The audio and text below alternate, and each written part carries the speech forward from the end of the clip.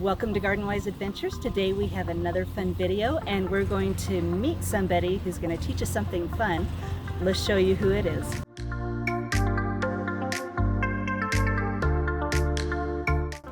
Okay, it's a little loud, but maybe you guys remember Dan Owen.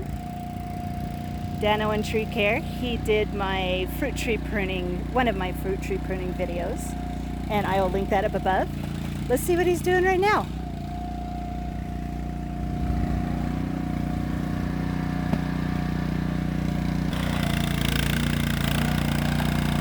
Oh my word, that looks like a lot of fun. Okay, Dan, how are you doing today? Hey, pretty good, Malie. Good. I've heard you've been doing some fun projects here. This looks like one of them. I always have a fun project going on. Yeah. Let's see. What a beautiful spring day. Yeah, we're not here to talk about wood. What are we here to talk about, Dan? We're here to talk about tomatoes. But Dan, it's been freezing. Yes? Let's see what you've done. Alrighty, let's go look at some tomatoes. You already have your tomatoes out. Okay, tell us about the temperatures we've had. I know they look a little bit like Daleks, okay? Yes. Like Rainbow Exterminate, whatever. But these are my Wall of Waters, and they have tomatoes and peppers underneath there. And peppers, I was wondering about Peppers are here. These are serranos. These are fun little tomatoes over here. And if you look right here,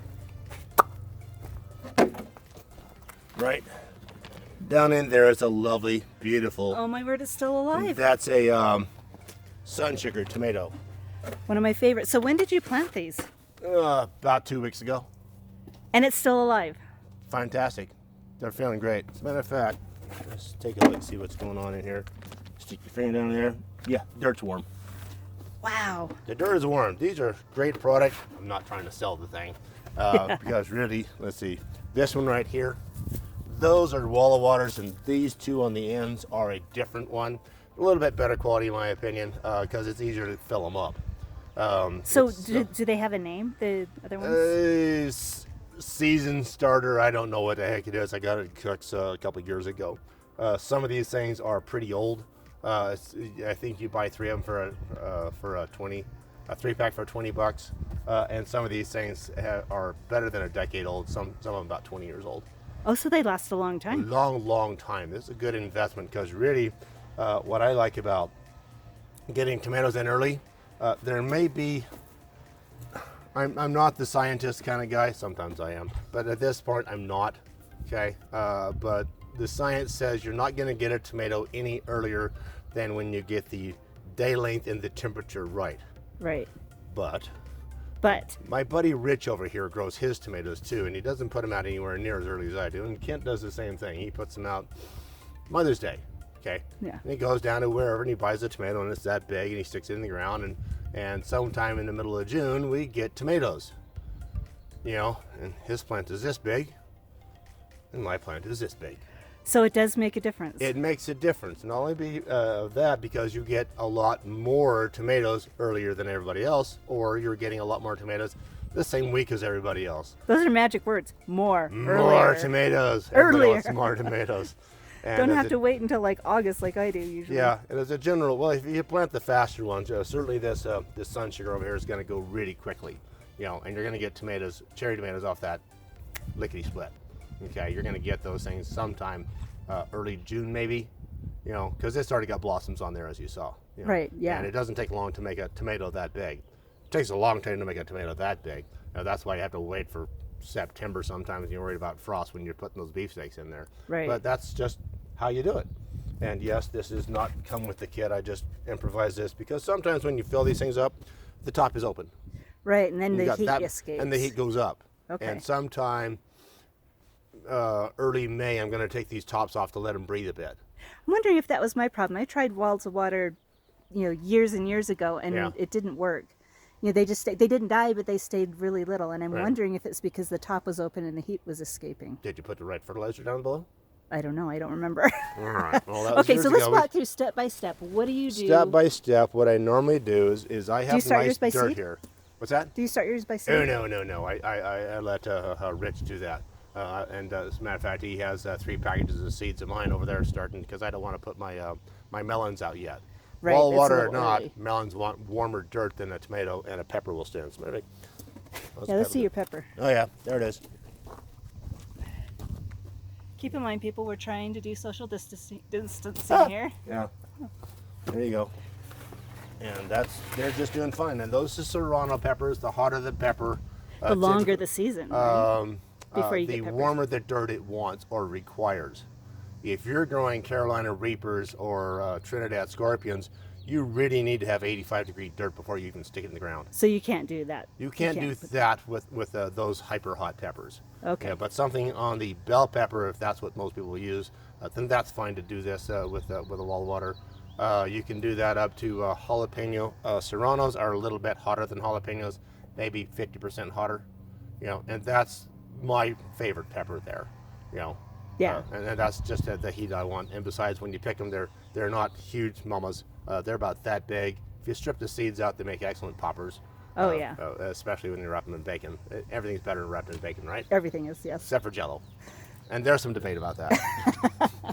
And if you notice, I have good dirt here. If you see the argument about the eggshells, I say that those chickens made an awful lot of eggs, and I keep the eggs and I put them in my composter over there, and I stick it in here every year. Okay.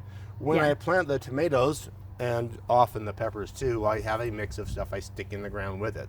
The hole gets dug big and deep, about this deep, because Okay. that's about how deep the roots are going to go, and about 1.5 feet wide, because that's where the tomato roots mostly are going to stay.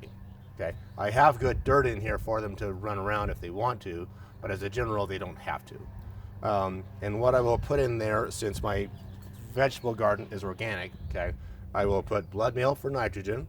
I'll put bone meal in for a little bit extra phosphates, okay. Because you created these beds on your own. We don't. These beds have got nice dirt in there, which are about 1 foot deep and 1 foot deep, and when you dig down deep enough, you'll get a rock, okay, which belongs there, not in here. But I put my compost in this bed specifically because this is where I grow my tomatoes year after year, and yes, that's because the structure is here, and I run the tomatoes up these lines. Right. And these tomatoes will be So this is an interesting structure. 9 foot tall. Wow. Those tomatoes will get there. This cherry tomato right here will overpower everything. That's why it's over here all by itself. So these are pretty close. Do Yeah. you?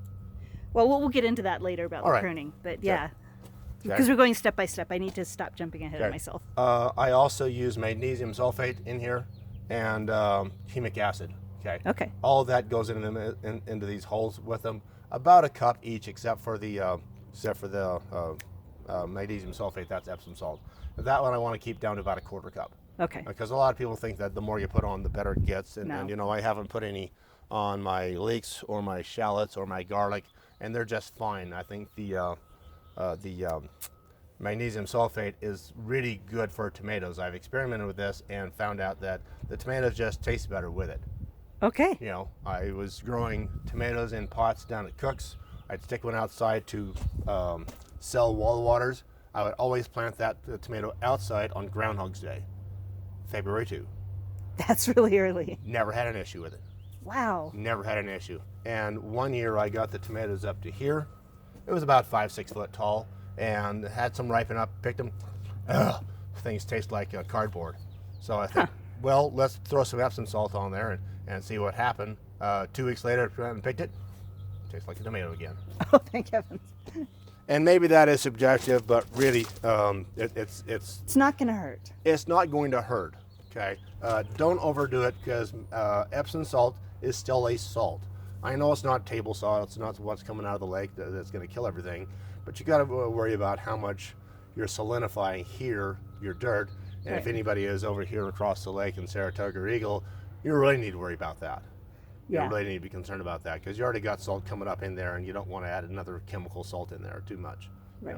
So, in any case, that's kind of the spiel on tomatoes. When you grow tomatoes like this, I've got 2 strings over here for this, actually 4 strings, and so But as these one branch quick out- question before Oh we yes, of course. go up to pruning and staking. How long do you harden your tomatoes off? So you got your seedlings. How big are they when you put them out, and how long do you harden them off? I normally got the 18 pack from Cook's. That's a pot that big around, and the tomatoes were about that big. Okay. Okay, here somewhere like that. Right. And when I got them, I brought them outside and stuck them in the ground. No hardening off. No hardening off. Okay, because the None. wall of waters are going Wall of to... waters will keep it warm. You don't need to worry about that. Let's see what's in Okay. here. Is there a nice tomato in here?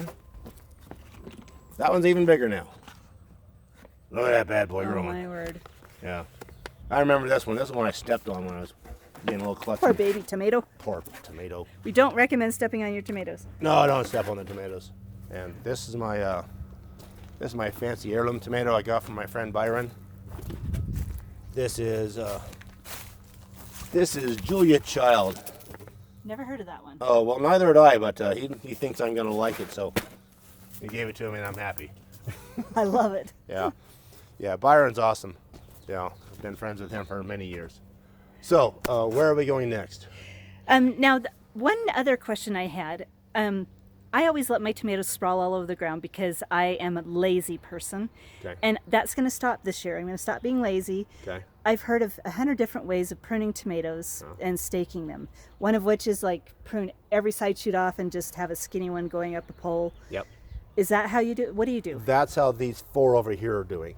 Okay, so you take all the side shoots off. All the side and just- shoots come off, and I have one of them, and all you do is you corkscrew it up the thing, and most of them will reach the top. So that's how you can plant those that close together and not Yeah. have a problem. Yeah, because they're not going to get this big. How many tomatoes do you get off of that? How much do I get? I get about a quarter of them. How many tomatoes come off that Oh, vine? the rest of the neighbors come over here and get them. They're pretty productive. You know, Okay. Most of your hothouse tomatoes, let's not use that dirty word, will grow them this method. Yeah. They'll either grow them hydroponically, where the roots are in a water bath with chemicals running through it, and they will run them up a string. Okay, I am And the going to strings try will that this year. These are last year's strings. They don't show any sign of having any problems with them. Yeah, I'm not seeing any fraying at all. They look like really flimsy strings, but I Yeah. guess Never had an issue. never had an issue. Never had an issue. I love it. Yeah. Okay, I'm going to try that. Well, All right. maybe not this exact method, but I'm Okay. going to try doing... Well, I just happen to have a room for a pole Yeah. coming off the chicken coop there with no chickens in it. It's actually a woodshed now. So. Yeah. Okay. Well, thank you for coming. I've enjoyed talking to you, Dan. I love your yard. I'm going Thank to you. go work on my tomatoes. I may plant them this week then. All right. Yeah, start There's with no problem. All you gotta do is have the wall waters. Perfect. Keep them happy. I love it. Yeah. Okay, so if you like these videos, click like, subscribe. I'm also going to put the other video we did with Dan. We'll just put a link above so that you can see his tree pruning videos. Okay. He's an arborist also, besides a great gardener. So, Yes. yeah, and go have a wonderful garden-wise adventure. Thanks.